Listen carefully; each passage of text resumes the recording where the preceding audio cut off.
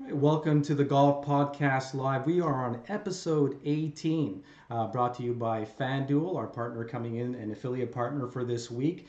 I'm your host, Rafael Kalamat, alongside Michael Bleackley in Vancouver. I'm in Toronto. We're going to talk about a lot today. We're going to talk about Farmers Insurance Open, a little bit of Torrey Pines, San Diego, top 10 things that are going on in the Golf World Champions Tour, LPGA, maybe some funny and embarrassing golf stories. But before we get started, we have a very special guest, two-time winner on the PGA Tour, winner at the Nissan Open, now the Genesis Open at Riviera, as well as the FedEx St. Jude Classic back in 2002. Most notably for our Canadian listeners, I know we're international now and getting most of our listeners and watchers in the US, but he finished second to Mr. Mike Weir. But it was an amazing tournament. All of us Canadians remember it. You're a household name. Our guest today, Mr. Len Mattiace. Welcome to the show, Len. Thank you, guys. Hey, I'm happy to be on with you guys, talk about some golf, and looking forward to having some fun. Fantastic. Absolutely. We're so happy to have you on here. Before we get started, we do this with all our guests. We'd love for you to expand a little bit about your golf career for those viewers and listeners who have not seen you play, but also those of you who know Len Mattiace fairly well. Your career started fairly early. Tell us about your start in golf, how you got involved with golf, and where you are today in the sphere of golf. I started playing golf when I was a little kid. I'd say about 8, 9, 10 years old in the New York area, Long Island, New York. And that pretty much came from my dad, who was a very good amateur golfer on Long Island. And I just kind of grew from there. So I played some junior stuff there. And then I think to a lot to my benefit, my family moved from New York to Florida when I was in 9th grade. And that my golf just kind of soared at that point in high school. And then kind of went up the ranks. I was number 1 junior golfer in Florida, went to Wake Forest, played college golf there, turned pro, and I had about a 12-year exempt career on PGA Tour, and it was a great run. And where are you at now in terms of your game? I know you have conditional status on the Champions Tour, and are you working on anything? And we expect to see you this year on tour? I'm going to try and play as many Champions events as I can get in, and I am conditional status. So with 2 wins right now, I'm outside of the field. So I have to do qualifying or get sponsor exemptions. That exempt win number is about 4 or 5. So okay. My track most likely would be that I get in some tournaments, finish well, and then try and get about the top 55 on that money list. And if I get to that kind of category, then I'll get in most of the events going forward at that point.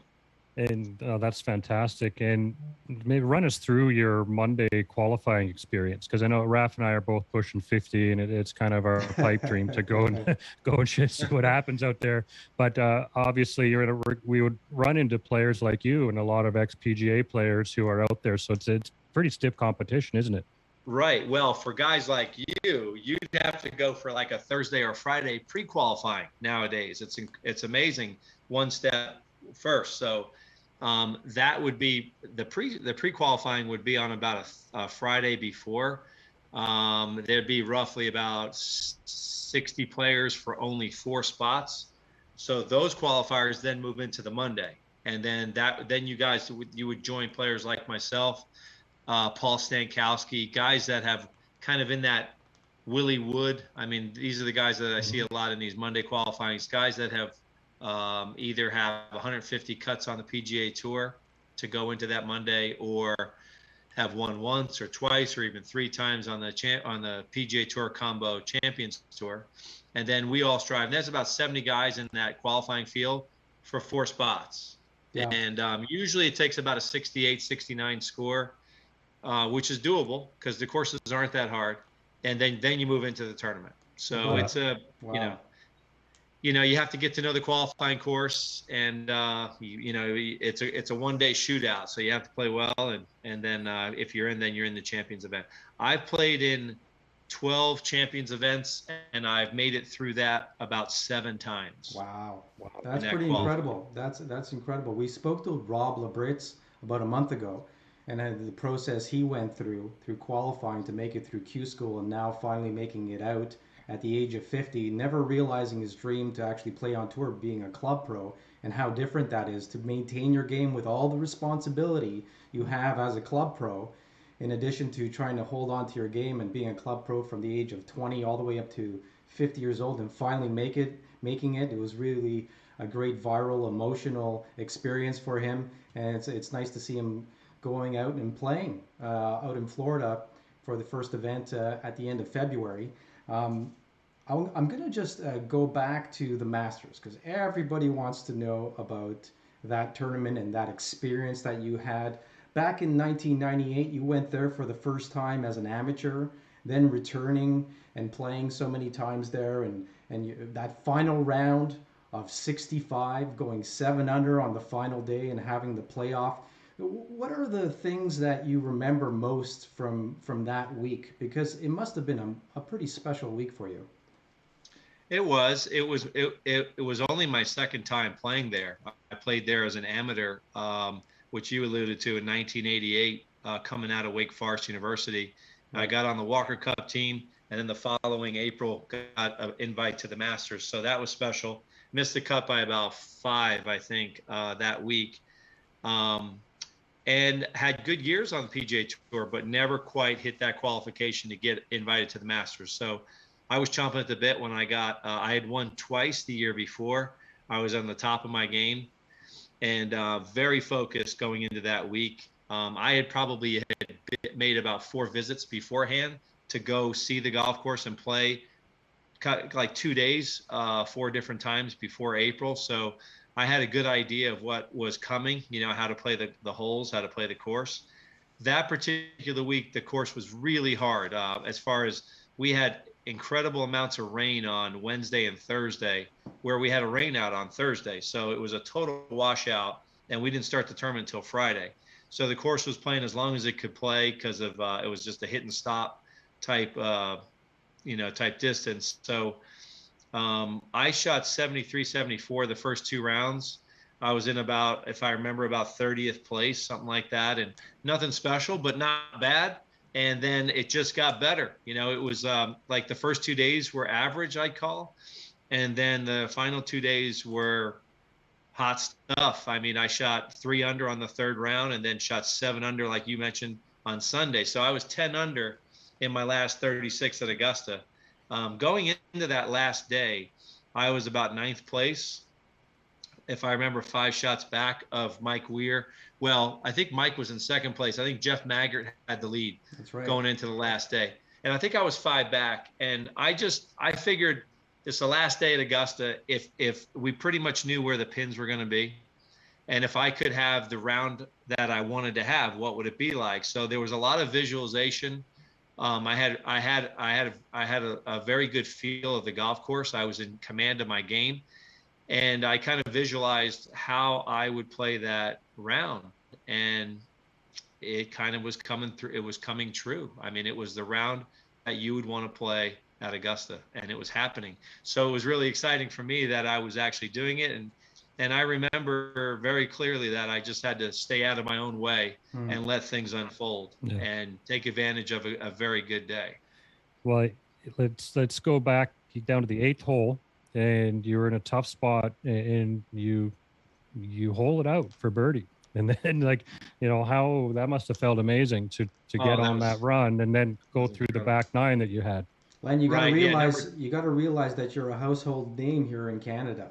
Everybody's watched that Masters multiple times. Anybody who's in the industry, anyways. I own the video at home, and I've seen it maybe a dozen times. So everything you're talking about, we're there with you. Like a different point of view from the outside in, right? You're talking about it from the inside out, which is so unique. Well, yeah, I know a lot of it. Pretty much every Canadian loves me. So when I go to Canada, I get free dinners. I get, like everybody loves me and knows me. But I will say this: before that Augusta, before the Masters, I never missed a Canadian Open. I thought the Canadian Open was, in my mind, you have the 4 majors, and then the Canadian Open, the Players Championship, in my mind, was right there. And then the World Championship events were happening as well. So going to Glen Abbey, going to Shaughnessy, if I remember, Yep. was Shaughnessy might have been a PGA. Yeah, Royal Montreal in 2001. Royal Because Montreal, you were Hamilton. You were right at Hamilton. that peak point where we reached sort of the golden age of golf, and we're going through that right now with the resurgence. But you were sort of in that area where there was an explosion in golf with the emergence of Tiger and sponsorship, and players taking their games to another level. And you were right in the midst of it. In 2002 and three, your game was Right so hot. You were doing so well. On the money list. I think you finished in the top 30 on the money list in one of those years, So, and did you go through an injury? Was there? I did. I had a serious ski injury the end of 03, which took me it kind of wiped me right off. I had a double ACL tear, what kind of just a freak fall. Somebody in front of me fell, and I didn't want to hit them, so I kind of veered off to the side, and that was severe. But when I went, the reason why I was saying that is when I went to the Canadian Open, wherever it was, whether it was in Toronto or out west, or let's see, we had a couple different sites in Toronto.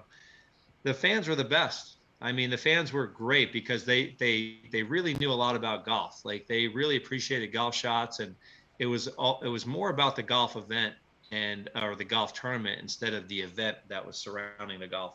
So I always had a lot of respect for going up there and trying to play my best. I never missed a Canadian Open.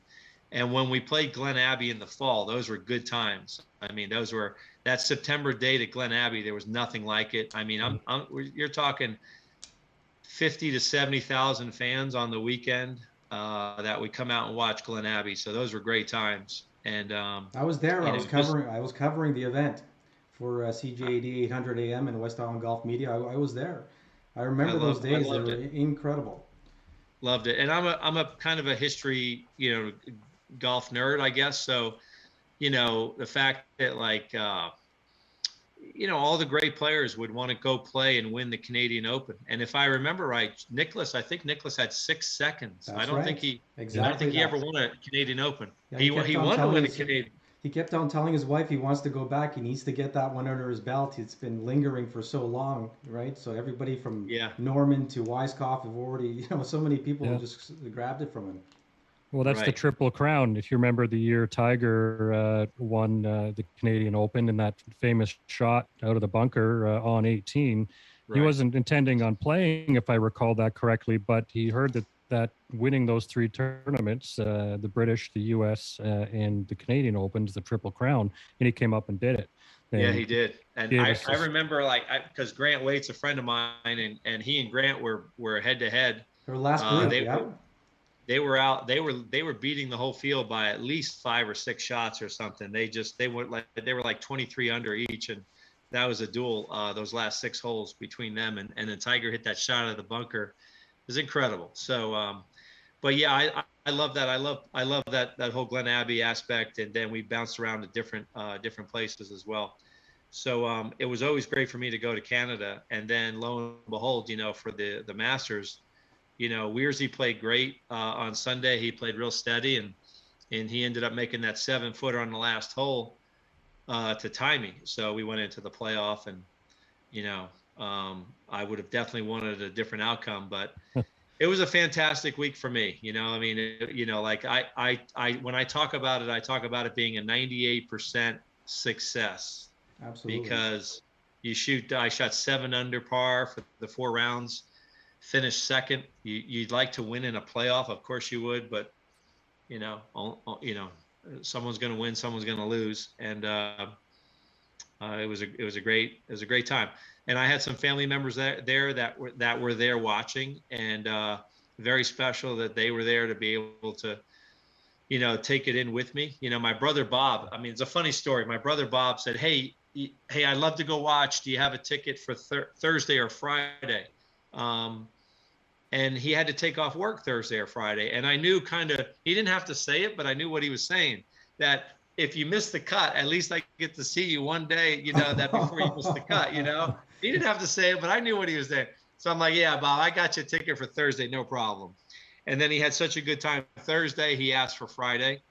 And then he's like, well, you made the cut, so can I hang around? Can I watch Saturday? And I'm like, you bet you can. And then he's like, you shot 3 under, can I watch Sunday? You got a ticket for Sunday. And I'm like, absolutely.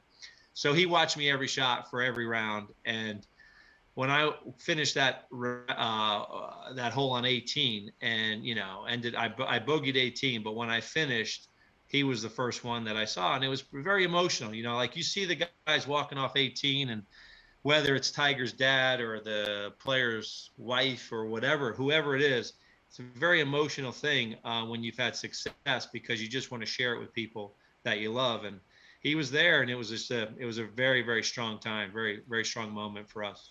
I think we can all learn from your perspective of that. And it's easy to say, hey, I lost the Masters, but I believe your quote was, I missed winning by 1 shot, and what paraphrasing a little bit there, but you have a great perspective on what happened, because any other golfer on the planet would trade their right pinky for a second place finish at the Masters, and to go down in a historic battle like that, at least in Canada, like everyone up here really appreciates that battle, and we can all respect what you did to get there, which was just an amazing contention. Oh, it's Yeah, amazing. you definitely.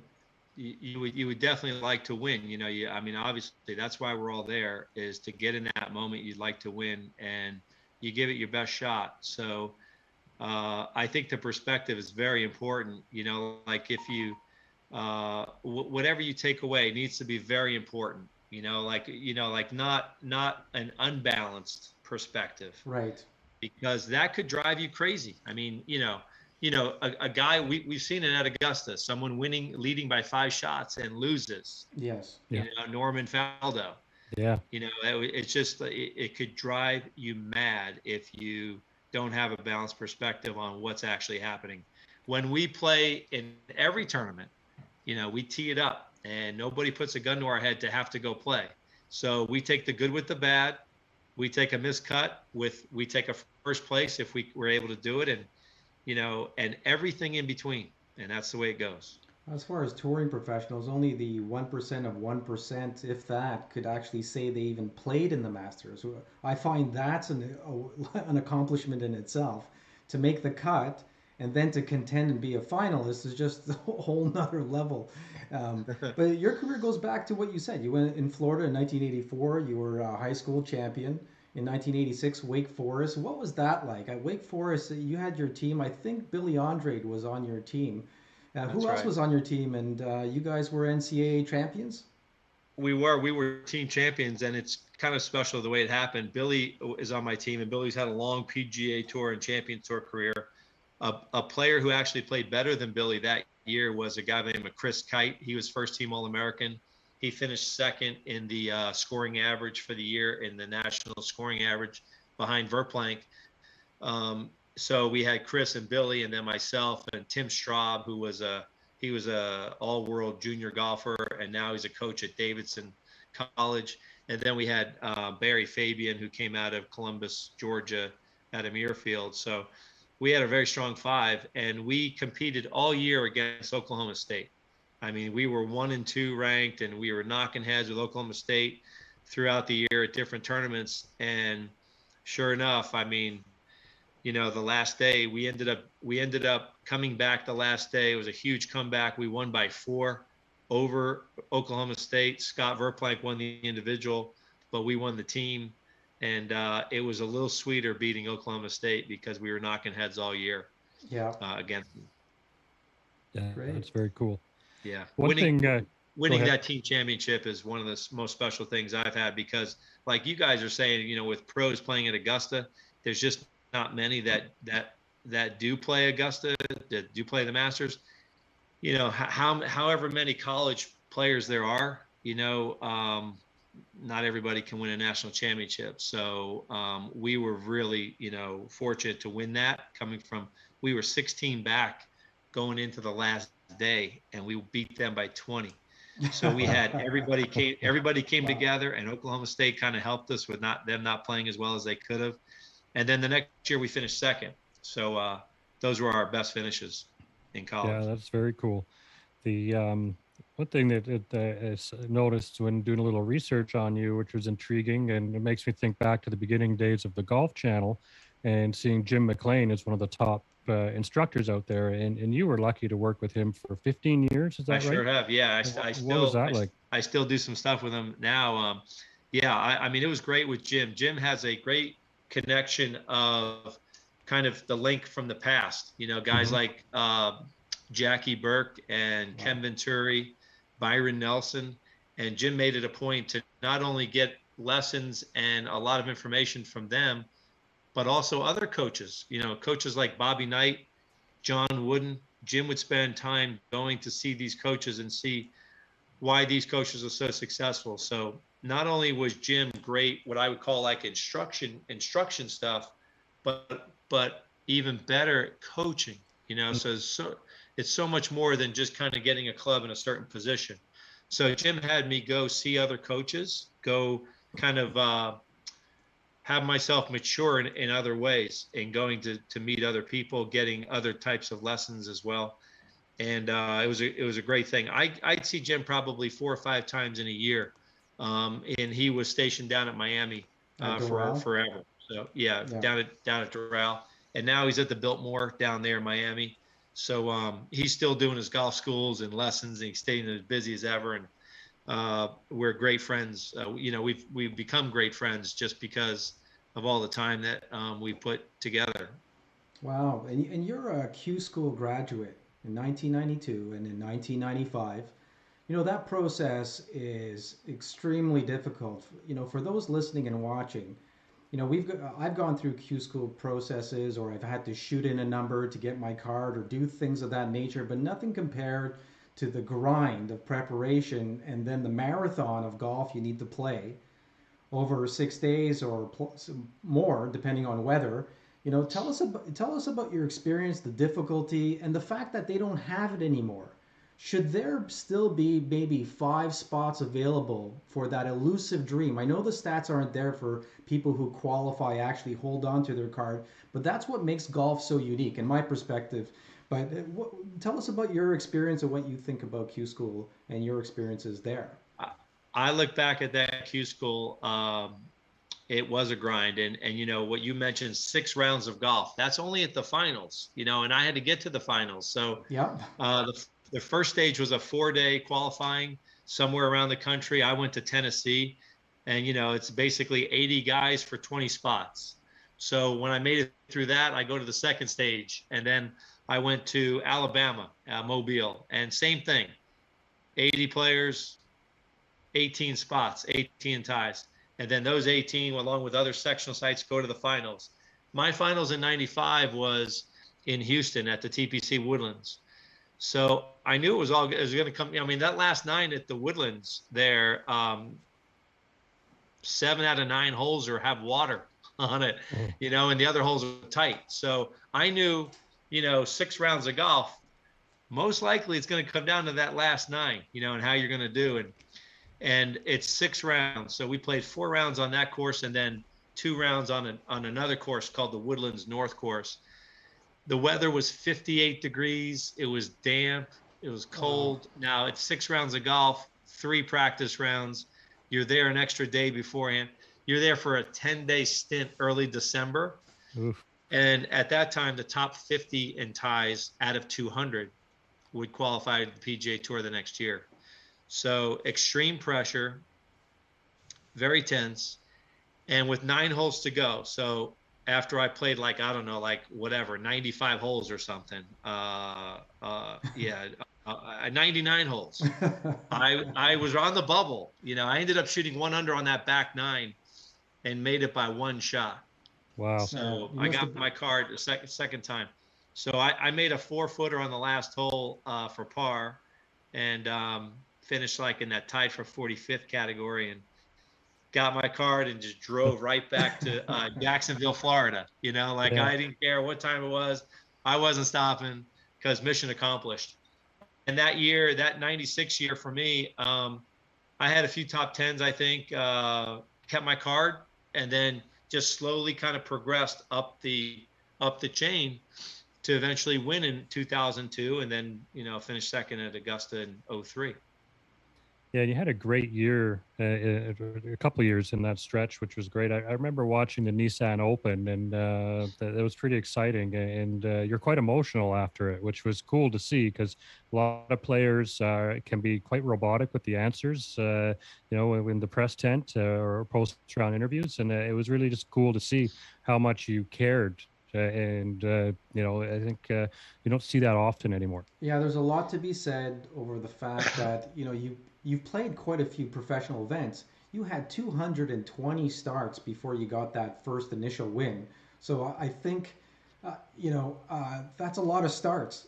And sometimes there's a lot of pros who've gone their whole career that don't even get a win in, and they never really get acknowledged for their accomplishments in sports, right? So it's pretty amazing even just to get a win, 2 wins, and to have a runner-up at a major is great, and number of top tens. Yeah, I guess I persevered, because when I first got my tour card in 90, went through that qualifying school in 92. First year on PGA Tour, I finished like 160, didn't make it back to that qualifying school, was kind of in no man's land for about 2 years, and then I just kind of kept going. So when I made it through that Q school, I felt like I had a good team. I had I had solid family, and I was gaining my skills. Jim Mclean was helping me. I had Fran Pirozzolo, who is he's a great sports psychologist out of Houston. He helped me a lot. So I had a very, solid team with me, and I was just going up the ranks, and I finished like 110th on the money list, and then 90th, and then 75th, and just kind of slowly creeping up. So they were successful years, even though I wasn't winning, and I had chances to win. I had some top tens along the way, but then that 02 year, something just clicked, and I knew it was happening the fall before. Like my fall of 2001 was good, and then a couple events in 02 early were good, and I just knew that I was just somehow a better golfer. You can't explain it. If you could, everybody could do it, I guess. And then I won at Riviera, and I had not had good history at Riviera. I don't think I finished better than 25th in the tournament there. But the week before, I was in Jacksonville, sick as a dog. I had the flu bug. So when I went out to Riviera, I was very weak, no expectations. I knew that I had played good tournaments, but I probably lost 10 pounds in the week before. Wow. And had a good practice round. I remember like it was yesterday. I played with Paul Azinger in the practice round, and it was really good. I had a good time, a fun time, and all that. And I putted lights out the whole week. I mean, I had, how they count putts in a day, like the total feet number of putts.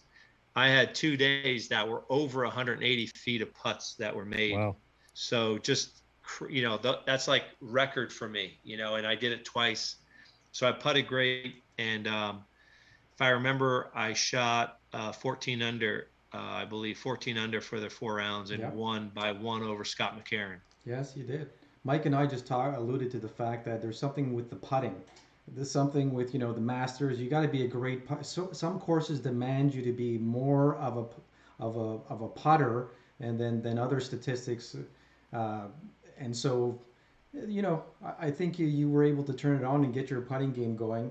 I want to just circle back to Jacksonville and your involvement in Florida with your charity, as well as how you're involved with junior golf. Tell us a little bit about that, about the tournament you're doing and your charity. Yeah, well, thanks. Over the years, I have a Len Mattiace Foundation here in Jacksonville. So over the years, it's grown and grown and grown to now we have kind of 2 divisions going on at the same time. We have an on-course and an off-the-course division of the foundation. And the on-course, we have events throughout the year that we raise money for the First Tee here in Jacksonville. So the First Tee of North Florida is very big. It covers over 100,000 kids in this whole area, 7 different counties.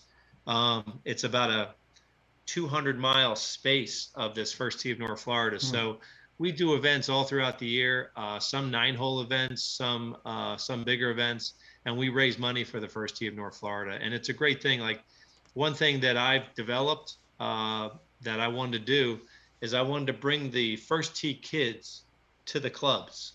So, these kids never have access. They might have access to one public course, when they play.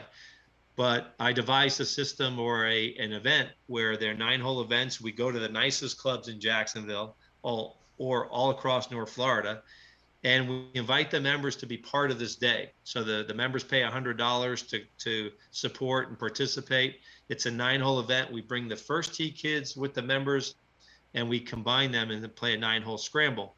And then these kids, the members, get to see the first tee. They get to see what the first tee is all about. And the kids are great. Everybody knows, if they've ever been around a first tee facility, the kids are like little pros, like little adult people. They're really great. And they're probably age 7 to 18 years old. And they act like you would want kids to act. So really proud of what the first tee is doing. And then the members get to see that. So, hopefully then the members, they might mentor these kids. They might want to donate to the first tee as well, but we make it easy for the members. But the golf course then donates the time, so we don't have to pay for that fee. And so if we get 30 members that play, it's a $3,000 fundraiser. Wow! And we've done it 15 different. We've done it 17 times. So we've raised close to $50,000 for the first tee. The money's great to raise, but now we're growing the awareness. So that's something that I've developed in the last 3 years. At the end of the year, we've done a tournament that's very, very unique. It's called the Pro Junior Championship.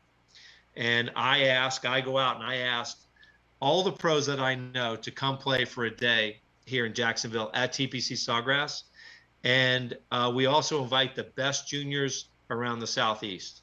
So it's a 2-person best ball. And a junior will get paired with a pro, and all these pros come from all the tours: Champions Tour, PGA Tour, LPGA Tour, Symetra, Korn Ferry. That's amazing. Anybody that I know or friends of, I ask and say, hey, can you come play this day? The pros love it. The pros love it because it's fresh for them. They're like, hey, I remember when I was 15 years old, and these kids are chomping at the bit to become, the next Ricky Fowler, and they want to be the next pros. We have about 40 of the pros that come play, and usually about 10 or 15 are women as well. So we've had Brittany Lincecum and Sandra Gal and Amelia Lewis.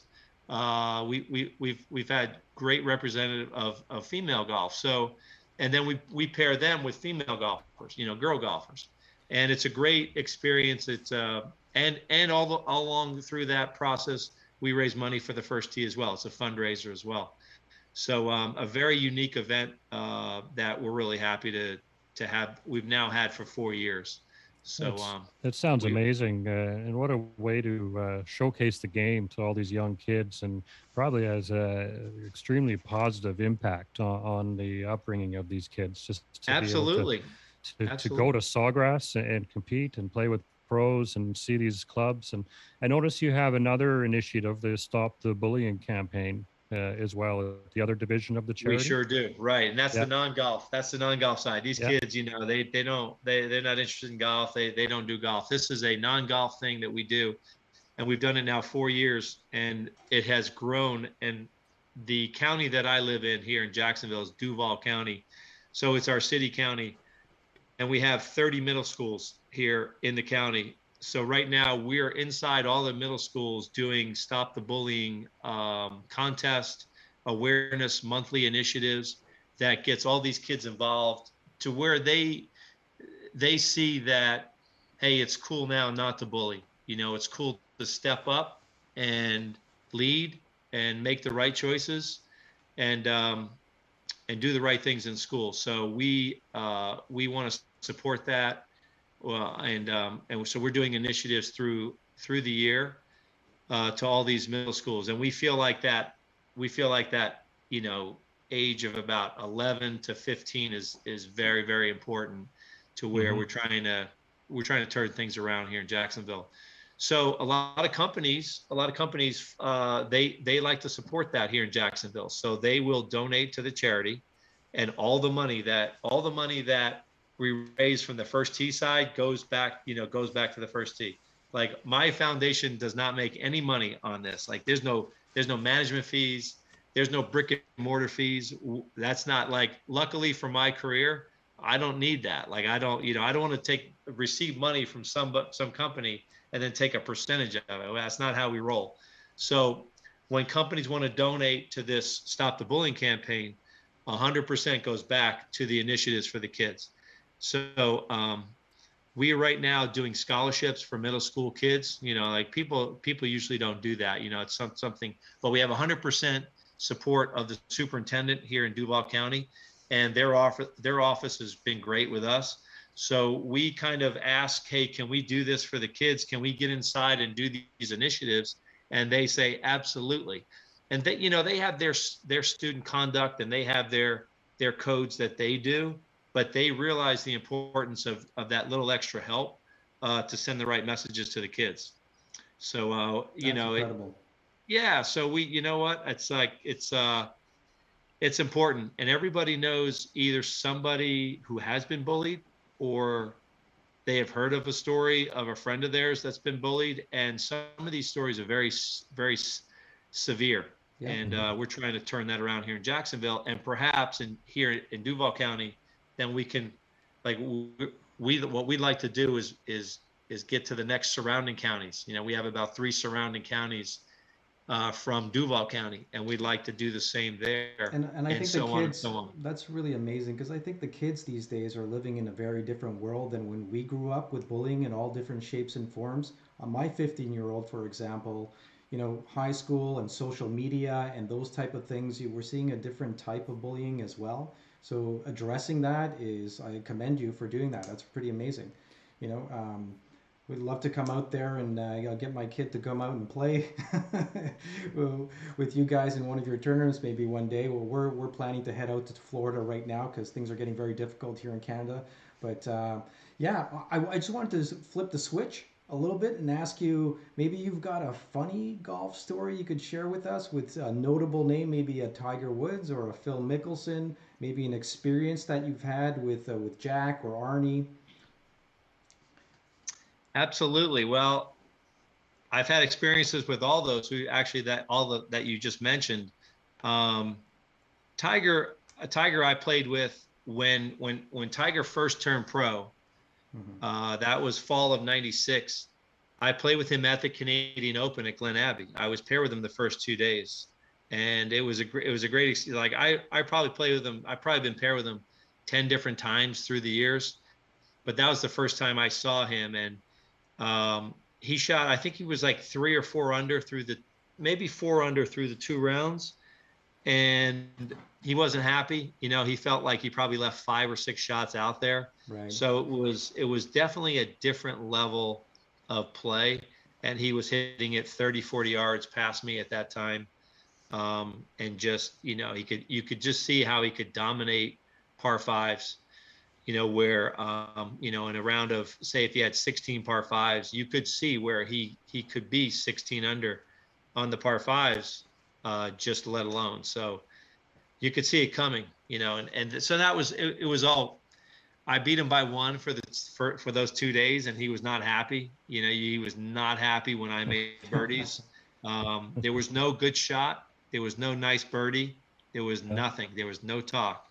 And that's okay, but was he really laser focused? Was he sort of antisocial in the fact that he was concentrating on his game when he was younger and didn't really speak to anybody? Absolutely. I mean, that's how he was with all the times I saw him in the groups. Like, maybe if he was playing with Mark O'Meara, it might be a little different, or Chris Riley, who was a good buddy, or notability. But I think 99% of the people he was playing with, there was no talk. It was, I'm going to beat you bad. And it was serious.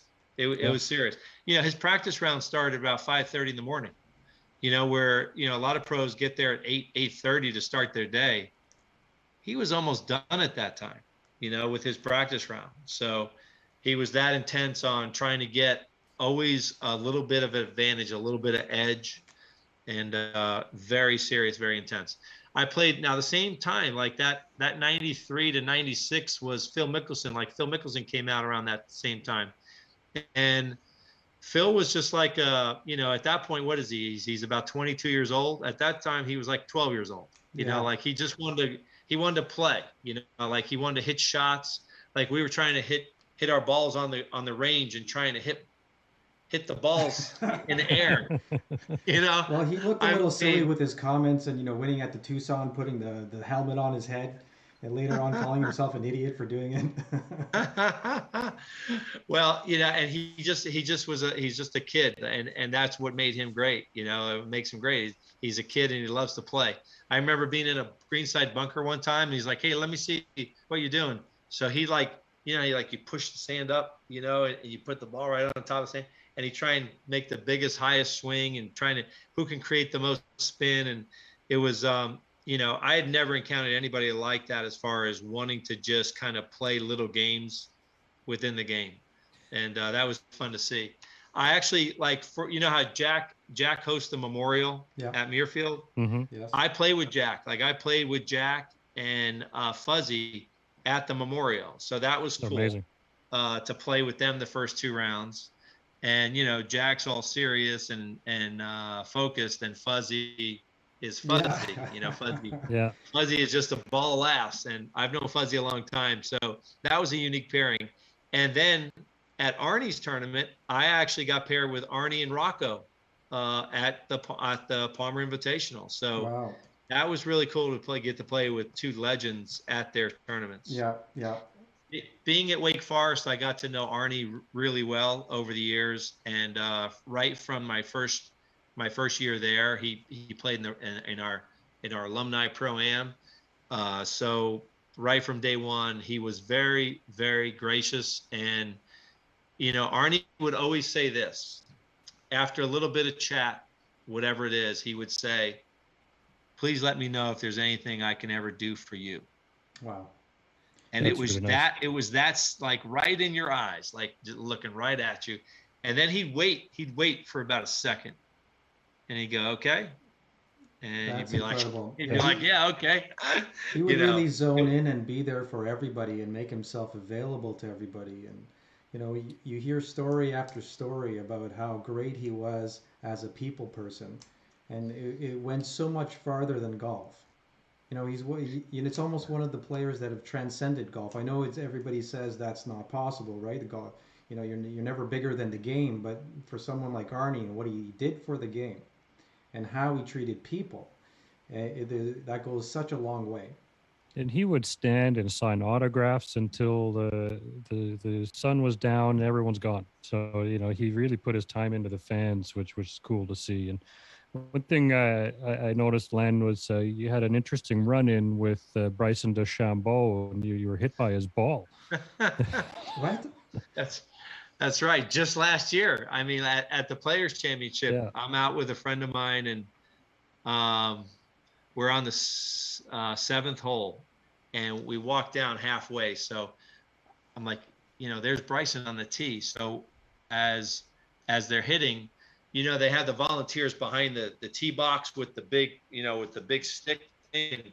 And if a player hits it straight, they go like that. And if a player hits it, well, DeChambeau hit it to the right. So I see this volunteer go, like this. So Yeah. I see the big sign. So I'm like, it's coming towards us. And we couldn't see because of the trees and stuff. So we all back like that, ducking. It hits the cart path, and it quick hops and hits me right in the back of the leg. Right on a quick hop, and it stung. Oh boy, did it sting! And and the ball bounced friendly to the friendly rough side instead of the trees, so that was good for him. And then he ended up making a par on the hole. But I had my mask on and the glove and the eye, so it was not anything recognizable. Someone's like, "Hey, you hit that guy," and he's like, "Are you okay?" He was very nice, and I'm like, "Yeah, no problem." So he ends up hitting an amazing shot onto the green. And then we're just walking up towards the next tee to get in position to watch him hit on 8, the par 3. And he actually says to me, 50 yards down the way, he can't. So instead of him walking to the green, he walked this way down the cart path over on the other side of the pond to find me. Great. And he's like, hey, are you the guy I hit?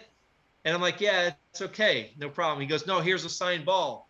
So he actually went out of his way to give me a signed ball. And he didn't know who I was. And it was really good. Now, it just so That's surreal. That's happenstance, a great story.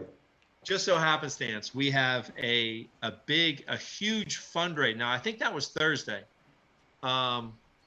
We have a huge foundation party that Friday night, like a mile down the road, and it's a big fundraiser, and we have a silent auction. And I'm like, this ball is going to be perfect for the silent auction, you know? Oh, boy. And because due to COVID, we couldn't get anything signed in advance. I couldn't get in the locker room. I couldn't send stuff into the locker room. There was nothing that went into that locker room that wasn't players. So we were limited that way. And that ball went perfect. So, you know, $300 or $400 worth of a fundraiser there. And I took it on the leg. So no problem. That's very cool. So did Bryson actually realize it was you after the fact, or did he get away with that, not knowing? I don't know. I don't know. I don't think he ever realized it. And I put it on Twitter, you know, and tagged him. So maybe he saw it, maybe he didn't. I don't know. But it was really funny. What are the odds, right? What are the odds of that? Well, thanks for sharing that story. Great. That's pretty incredible. There's something that we do on here, Len, called rapid fire questions. We just started last week. I'm going to ask you just 3 simple questions just so that our audience could get to know you a little bit better. And they're simple questions, they don't have anything to do with golf.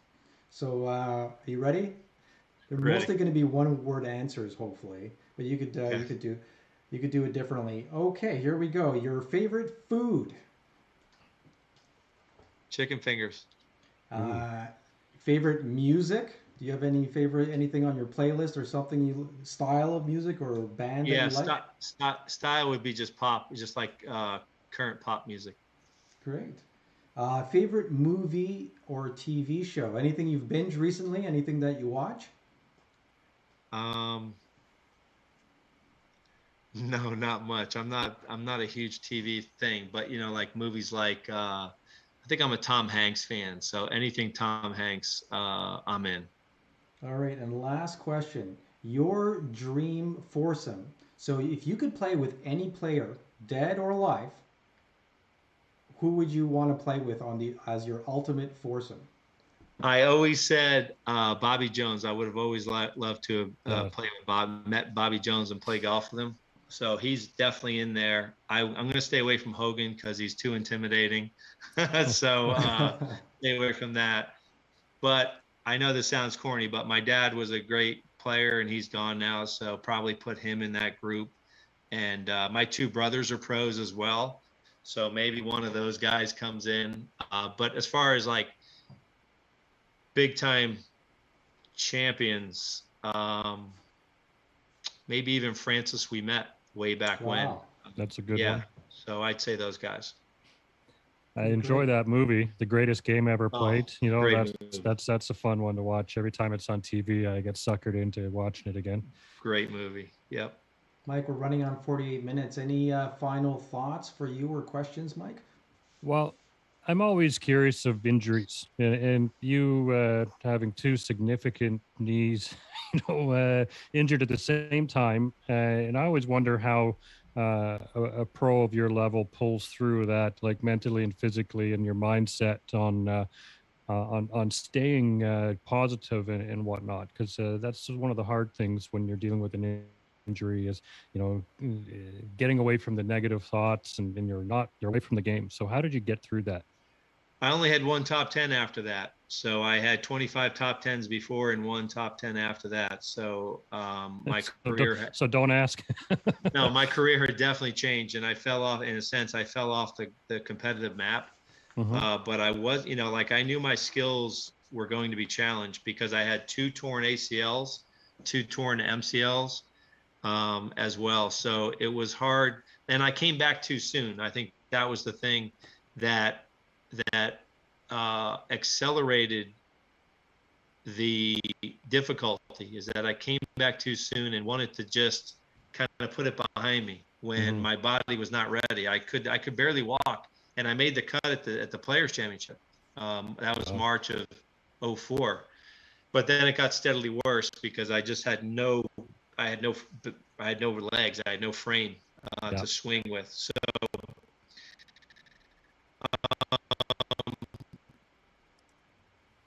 the skill is not going to get beat.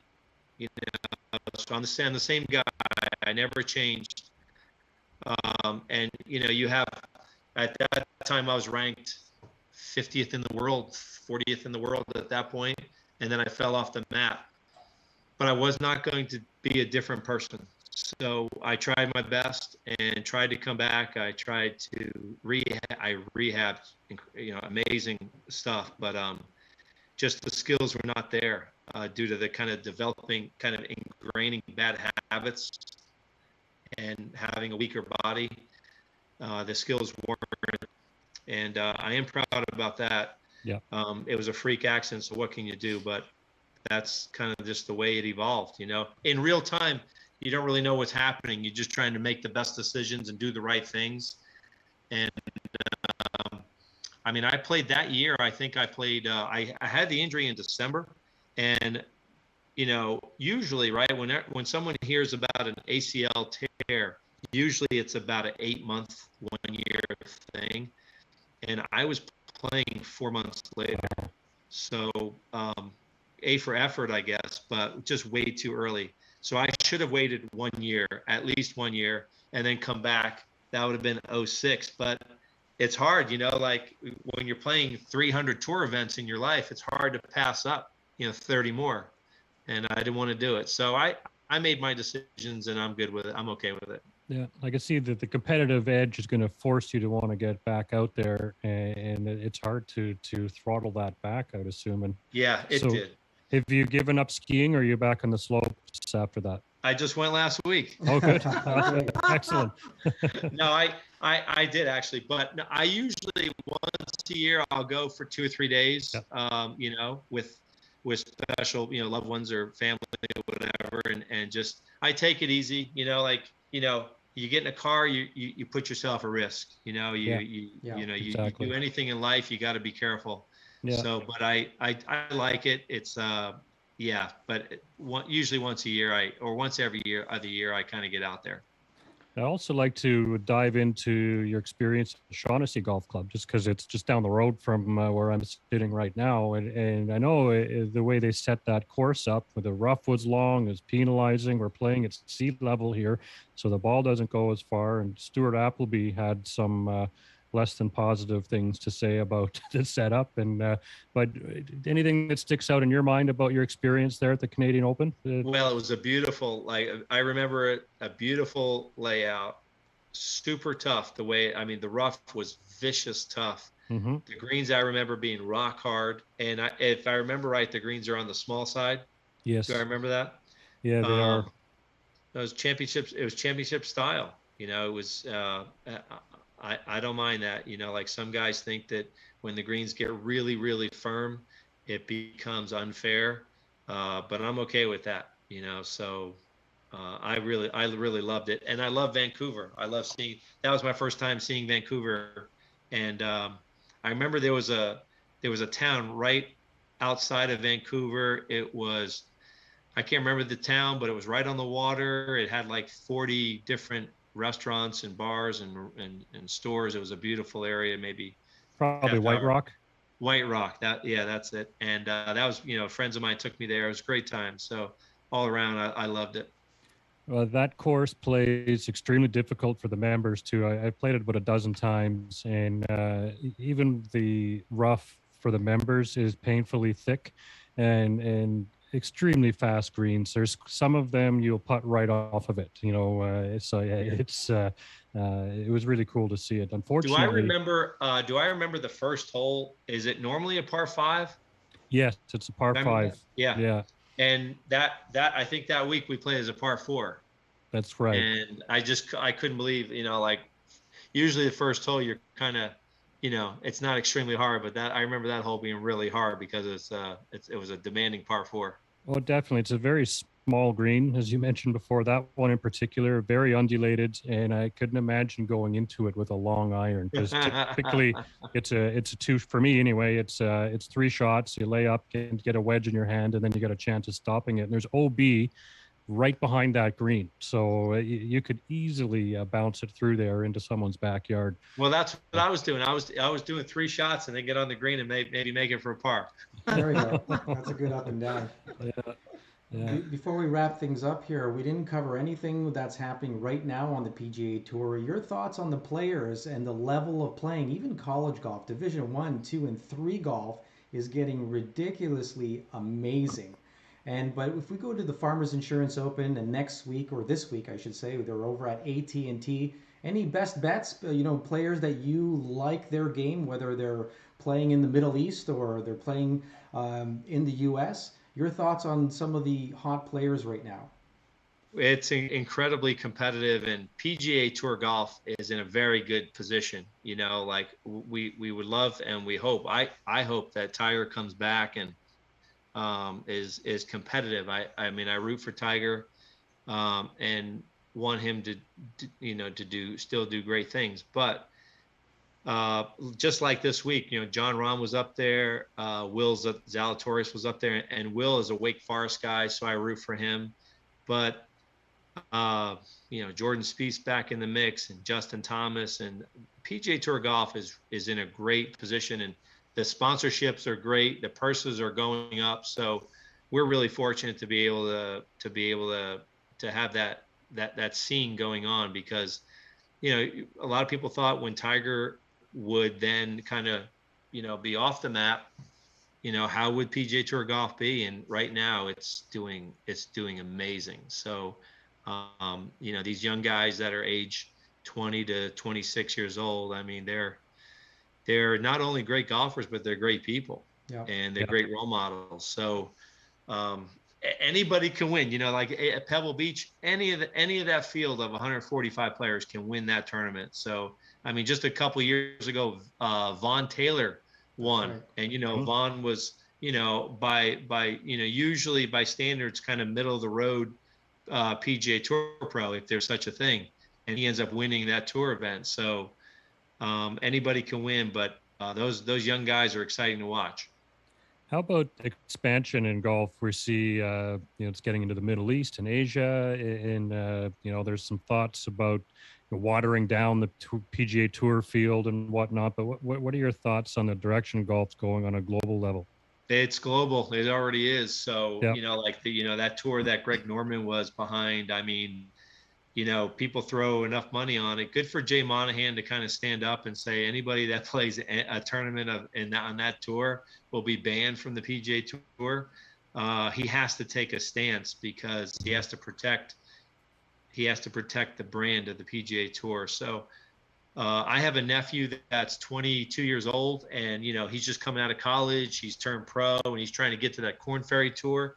The Korn Ferry Tour is, by all means, maybe the Korn Ferry Tour, the pathway to the PGA Tour. It's right there, as right under the PGA Tour. So it's maybe as competitive as the European Tour, and all these tours like in China and Latin America, Central America. I mean, Mackenzie Tour. If COVID thing can die down a little bit, that Mackenzie Tour will be back up in Canada, and it's all around the tour. So it's incredibly competitive, and golf's just going to get better and better. Well, Len, we're just hitting on our 1 hour right now. I just want to give you a warm thanks from everybody in Canada. I'm hoping that this will get out there and people will get to know you a little bit more. Any final thoughts or words you'd like to share with us? Maybe thanks to sponsors or anybody you're working with right now. Well, yeah, thanks. I'm grateful to be on with you guys and to talk golf. I mean, we all have, I think, in common the passion for the game. So it's great to kind of talk golf and talk about stories, learn from situations, to learn from people, and that's all good stuff. With my foundation, we have a big event that comes up in March, and we kind of have it at the same time as the Players Championship here. And if anybody ever wanted to donate to that, to the foundation, they could look up lenmattiace.com, check out the foundation link. And our event's the Rolls-Royce Players Party. So it's a very fun party. All the money we raise goes back to the Stop the Bullying campaign. And if anybody's interested, they could donate that way and just check out the website. Otherwise, for me, I'll be playing Champions Tour events, loving life. I mean, every day that goes by, I feel that I'm grateful to be able to live my life, treat people the right way, and to attack on the golf course. So privileged to do it, and I'll keep doing it. Well, we're living vicariously through you, Len. So I look forward to seeing you have success on the Champions Tour and locking down full-time status. Thank you very much. We're calling